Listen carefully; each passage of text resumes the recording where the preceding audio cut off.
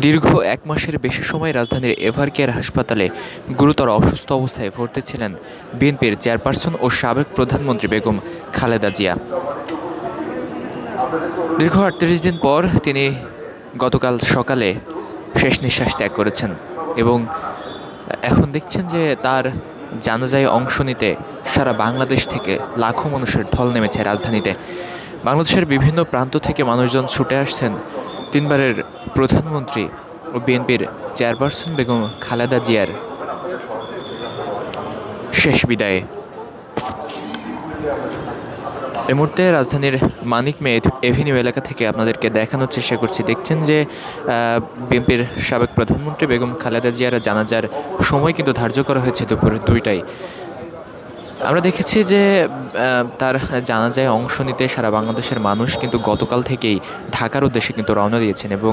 বেলা বাড়ার সাথে সাথে মানিক মে এভিনিউতে নেতাকর্মীদের যে সমাগম, বিএনপি এবং এর অঙ্গ সহযোগী যে সকল সংগঠন রয়েছে সেই সকল সংগঠনের নেতাকর্মীরা এবং বাংলাদেশের আপামার জনতা, আপামার মানুষ কিন্তু ছুটে আসছেন মানিক মে এভিনিউ এলাকায়।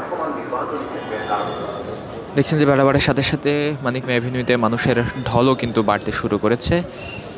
এবং আমরা দেখেছি গতকাল রাত থেকে কিন্তু মানুষজন এই মানিক মে এভিনিউ এলাকায় তারা কিন্তু অবস্থান করছিলেন বিএনপির সাবেক প্রধানমন্ত্রী বেগম খালেদা জিয়ার শেষ বিদায়ে অংশ নিতে।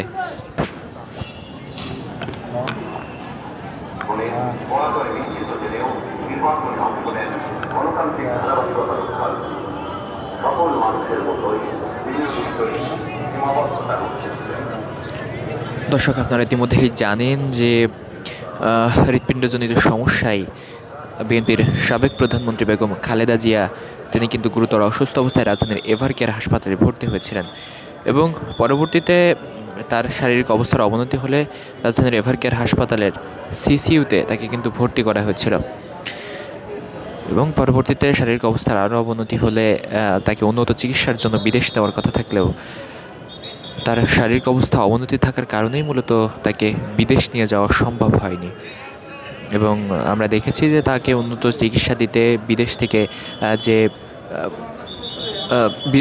বিশেষজ্ঞ চিকিৎসকের দল তারা কিন্তু রাজধানীর এভারকেয়ার হাসপাতালে এসেছিলেন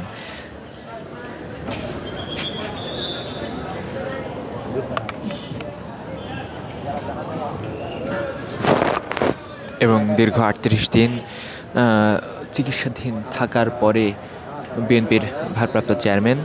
তারেক রহমান দেশে আসার পরে তিনি কিন্তু সরাসরি গিয়েছিলেন তার মা বেগম খালেদা জিয়াকে দেখতে।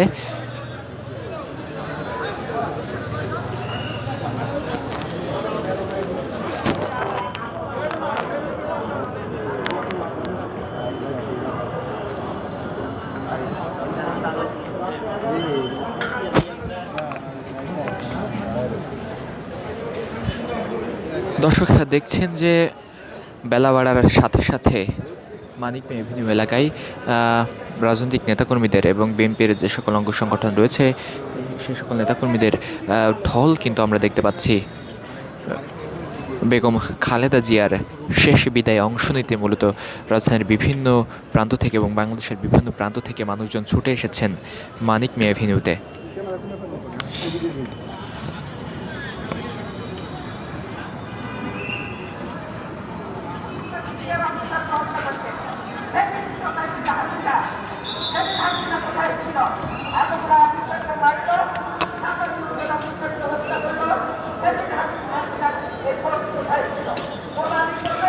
দর্শক, যদি একটু জানিয়ে রাখি, আজ দুপুর ২টা নাগাদ এই মানিক মে এভিনিউতে